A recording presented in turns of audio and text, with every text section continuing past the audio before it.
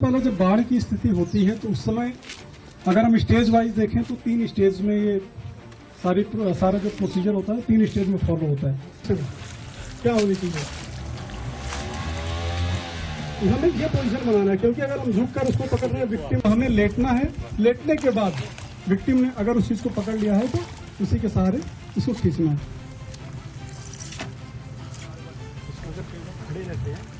प्रत्येक मेथड में हमेशा ये ध्यान रखना है कि आई कांटेक्ट नहीं करना है, यानी विक्टिम के पीछे जाना है।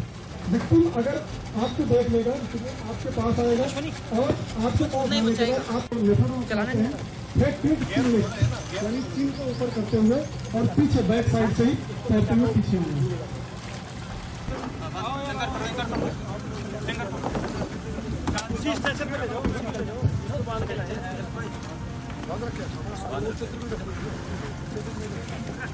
विक्टिम को इस तरीके से रखना है कि पेट के नीचे रहना चाहिए, थोड़ा सा ऐसे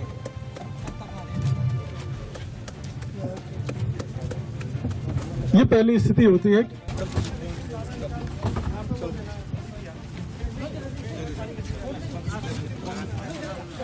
हमने तुरंत उसको एम्बुलेटरी पेशेंट था, उसको हॉस्पिटलाइज कर दिया बिना समय गंवाए।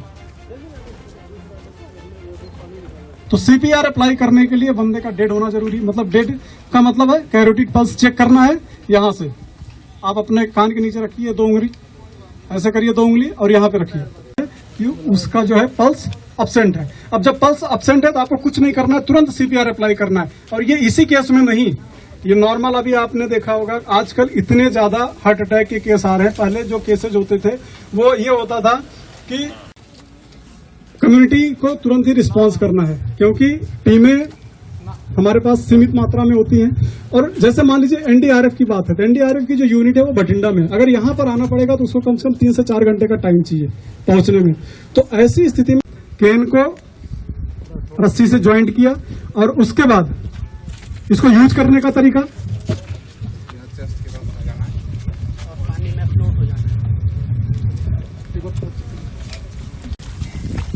किधर की तरफ,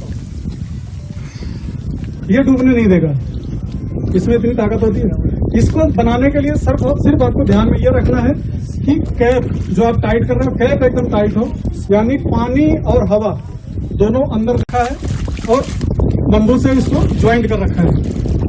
यही चीज है। ये भी अगर आपने बना रखा है, अगर आपके पास है तो ये आपदा के टाइम में यानी फ्लड सिचुएशन में आपके लिए काफी हेल्पफुल हो सकता है।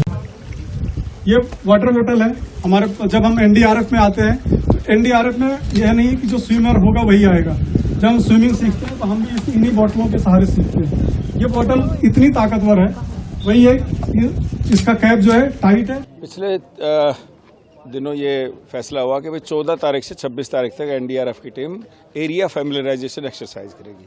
उसी कड़ी में आज मॉर्निंग में टेबल टॉक हुई और अब ये मॉक ड्रिल हुई है कि बाढ़ की स्थिति में या किसी भी ऐसी इमरजेंसी में कैसे एनडीआरएफ की टीम काम करती है और आम आदमी जो है वो इसमें क्या कर सकता है। तो वो सब एक्सरसाइजेज इन्होंने हमें बताई हैं कि स्विमर है वो कैसे कर सकता है, जिसको स्विमिंग नहीं करनी आती वो कैसे किसी विक्टिम की मदद कर सकता है।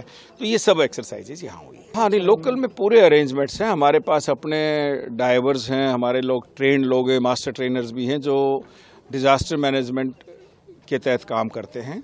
तो और हमने एक यहाँ अपना कंट्रोल रूम इस्टेब्लिश किया हुआ है, तो किसी भी इवेंचुअलिटी में हम पूरी तरह से तैयार हैं। देखिए, लोगों को मैं यही बोलना चाहूँगा कि जो हम फ्लड के टाइम में जो डिस्ट्रिक्ट एडमिनिस्ट्रेशन की तैयारियां हैं, हमें डिस्ट्रिक्ट एडमिनिस्ट्रेशन का साथ देना चाहिए। और जो भी advisory time to time district administration जारी कर रहा है वो उन बेसिस पे करता है कि रेनफॉल कितना हुआ है और डैम में डिस्चार्ज कितना हुआ है। तो हमें उन एडवाइजरी को रिलीजियसली मानना चाहिए।